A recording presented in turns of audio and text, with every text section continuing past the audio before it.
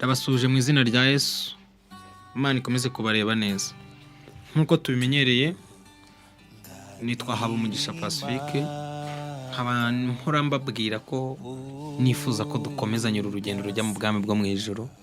Akaba ariyo mpamvu ndi kugerageza gushaka ibimfasha cyangwa kubona ibimfasha, nkumva ko namwe nabibafashije kugira ngo dukomezanye muri uru rugendo.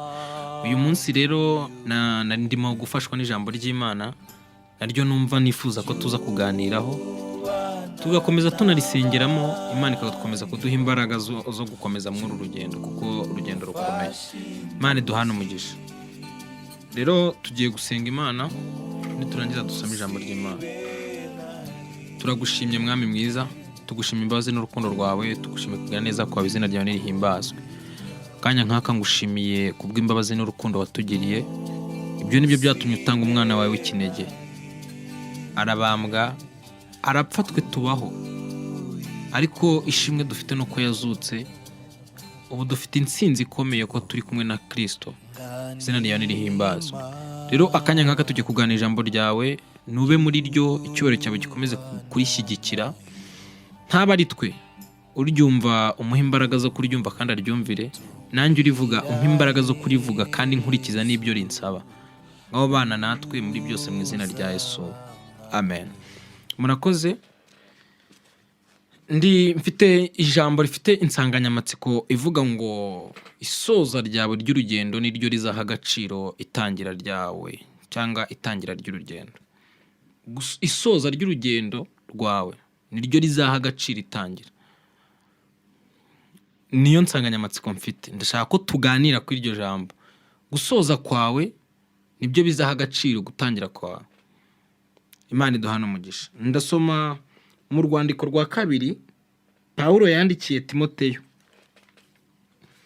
Mu rwandiko rwa kabiri Pawulo yandikiye Timoteyo, ibice byawo ni 2. Urwandiko rwa kabiri rwa Timoteyo, ibice byawo ni 2. Turahera ku murongo wa mbere waho, umurongo waho wa mbere. Haravuze ngo nuko mwana wanjye ukomerere mu buntu bubonerwa muri Kristo Yesu, kandi ibyo wanyumvanye imbere y'abahamya benshi ubimenyesha abantu bo kwizerwa, bazashobora kubyigisha abandi. Ujye ufatanya nanjye kwihanganira imibabaro nk'uko bikwiriye umusirikare mwiza wa Kristo. Aravuga ngo nta waba umusirikare kandi ngo yishyire mu by'ubugingo ngo abe akinejeje wamwandikiye ubusirikare. Kandi iyo umuntu ashatse kurushanwa mu mikino ntahabwe ikamba keretse urushanijwe nk'uko bitegetswe. Amen. Niryo jambo nshaka ko tuganira. Ndi kuvuga ngo mbese isoza ryawe ry'urugendo rimeze riti? Kuko maze kumenya amakuru ko gusoza kwawe ari byo bizahesha gutangira kwawe agaciro. Kuko umuririmbyi we yarabiririmbye, aravuga ngo nubwo itangira ryawe ari ryiza, ngo ariko iherezo rikaba ribi, ntacyo byakumarira. Nubwo watangira bimeze neza, abantu bagukomera amashyi, ariko ugasoza nabi, burya uba wamaze kwica ubuzima bwawe. Gerageza. Hari uwajya kuvuga ngo Mana ngo uzamfashe ngo kuguma nk'uko nahamagawe, cyangwa kuguma uko nari meze mpamagarwa. Nje kukubwira ngo fatanye na Pawulo wabibwiye Timoteyo, bwire ngo guma uko wahamagawe, kuko iherezo ryawe niryo rizaha itangira ryawe agaciro. Imana iguha umugisha.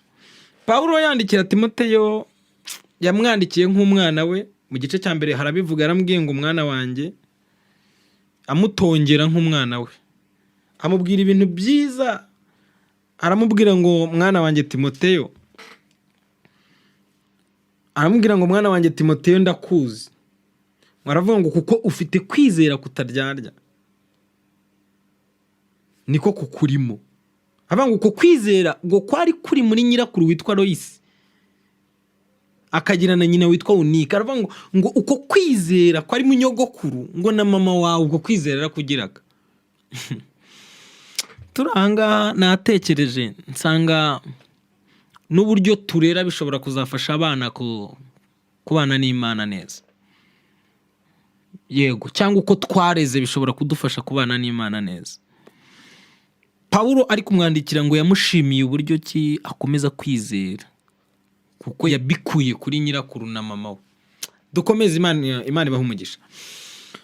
Icyo nari ndimo mvuga, Pawulo yandikira Timoteyo yararimo amubwira iby'urugendo, arimo kumubwira amubwira ngo kwitanga amaramaje cyangwa gukora umurimo amaramaje, atagize icyo asize inyuma, gukora umurimo. Amubwira ngo ubutumwa wanyumvanye uzabubwira abandi, kandi abantu uzabubwira abantu bashobora kuzabubwira abandi. Yego, uzabubwira abantu bashobora kububwira abandi. Nanjye ngiriwe amahirwe, ubutumwa numvise ndabukubwiye, ngize icyizere cy'uko wowe ubwumvise wazabubwira abandi, kugira ngo dukomeze guhabwana umugisha. Aravuga ngo kandi, aravuga ngo ujye ufatanya nanjye kwihanganira imibabaro. Niko yararimo amubwira. Amubwira ngo ujye ufatanya nanjye kwihanganira imibabaro nk'uko bikwiriye umusirikare wa Kristo. Nje kukubwira ngo ujye wihanganira mu mibabaro ufite, kuko iyo mibabaro nicyo kiranga abasirikare. Nta musirikare ubaho utagira urugamba. Urugamba ni rwo rugaragaza umusirikare nyawe. Avuga ngo iyo mibabaro, jya ufatanya nanjye iyo mibabaro, wihanganira imibabaro. Aravuga ngo kuko bikwiriye umusirikare mwiza wa Kristo. Aravuga ngo nta waba umusirikare ngo kandi yishyire mu by'ubu buzima cyangwa mu by'ubu bugingo ngo abe akinejeje uwamwandikiye ubusirikare. Ntabwo waba uri umusirikare ngo witware nk'umusivili ngo ube ukinejeje umuntu wakwambitse uriya mwambaro w'ubusirikare. Arongera atanga urugero rwiza rwanshimishije. Aravuga ngo amasiganwa abaho, abantu bagasiganwa, ariko bavuga ngo uwasiganwa uko bitegetswe niwe uhembwa. Hahembwa uwasiganye uko bitegetswe. Bishatse kuvuga ngo narabyitegereje no mu mipira, niyo wakina iminota 90 ndetse ukanavunika cyane, ukuguru kukavunika bakanagukura mu kibuga, niba tanga igikombe ntabwo bazatanga igikombe cy'umuntu wavunitse, bazatanga igikombe cy'uwatsinze. Njya mbona amasiganwa abaho y'amagare, bari abantu bakorera impanuka mu muhanda batwaye amagare bari mu masiganwa, ntibahembwa ngo kuko bakoze impanuka. Niyo waba ugiye kugera ku mwanya wa nyuma ari wowe ugiye gutsinda ugakora impanuka, icyo ntibakiguhembera, bahemba warushanyijwe uko bitegetswe. Nshatse kukubwira iki? Nshatse kukubwira ngo ibyo ukora byose ubikore, ariko icyo uzakora cyanyuma nicyo kizahesha icyambere agaciro. Icyo uri gukora ubu kuko ahawe n'uyu munsi, gikore nk'ugifite uyu munsi kuko utazi ejo hawe hazaza. Rero icyawe cy'uyu munsi nicyo kizahesha hashize yawe agaciro. Muri make genzura urebe niba itangira ryawe ari ryiza, unarebe isoza ryawe. Pawulo niwe wabivuze. Aravuze ngo ubu ngubu ngewe Pawulo nabitse ibyo kwizera. Aravuga ngo ubu ngubu bisigaye mbiki ibikamba ry'ubugingo. Aravuga ngo si njye njyenyine n'abandi.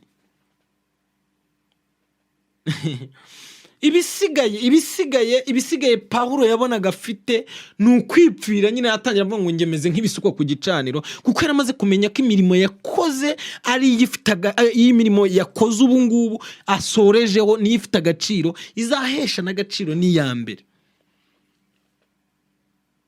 Kuko imirimo uri gukora ubu ngubu ishobora kugira myiza ya mbere cyangwa ikagira imibi ya mbere. Rero gerageza aho uburyo uhagaze, umenye uburyo uhagaze naho uhagaze. Ese ahantu uhagaze hashobora guhesha agaciro hatambutse cyangwa hatesha agaciro hatambutse? Nje kukubwira iki rero? Nje kukubwira ngo gerageza wegere Imana neza, wongere uyisabe ubucuti. Narimuze ngo gerageza wegere Imana uyisabe ubucuti, wongere ubane nayo, yongere kukugirira icyizere, iguhe ibyiza biruta ibya mbere, iguhe n'ubugingo kugira ngo bizagufashe kubana nayo mu bwami bwo mu ijuru. Nicyo cyifuzo numva mfite. None se ubwo bimeze bityo twavuga iki? Ubwo Imana iri mu ruhande rwacu mubisha yava. Avuga ngo kuko itimanye umwana wayo w'ikinege yabura itese kumuduhana n'ibindi byose. Imana ibahe umugisha. Ndumva ndi kubifuriza kugira ngo mwongere mubane n'Imana neza, kuko igihe kigeze kandi gisohoye ngo Imana yongere gutoranya, kuko aje guhemba no guhana. hari abantu benshi bavuga ngo twebwe ngo uko bimeze ngo ku munsi wa nyuma ngo Imana ngo ishobora kudukiza.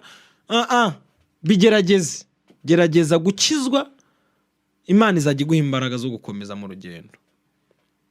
Imana ibaha umugisha mu izina rya Yesu. Reka dusenge. Mbese imirimo yawe ntiyaba yaracogoye cyangwa warananiwe? Reka ngusabire imbaraga Imana. Ese ntiwaba waranabivuyemo ubona byari bikurambiye?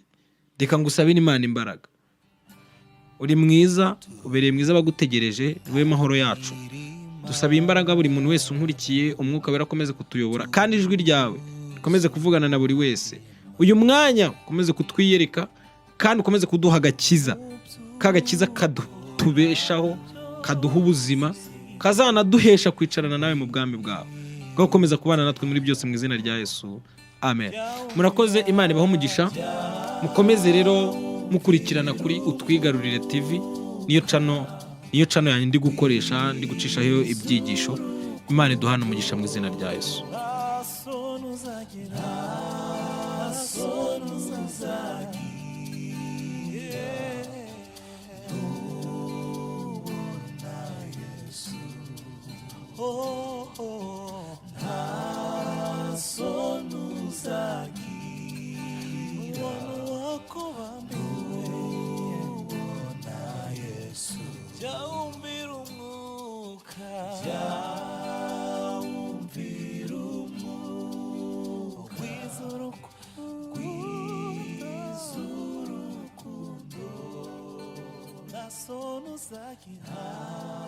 Sonuzaki, no one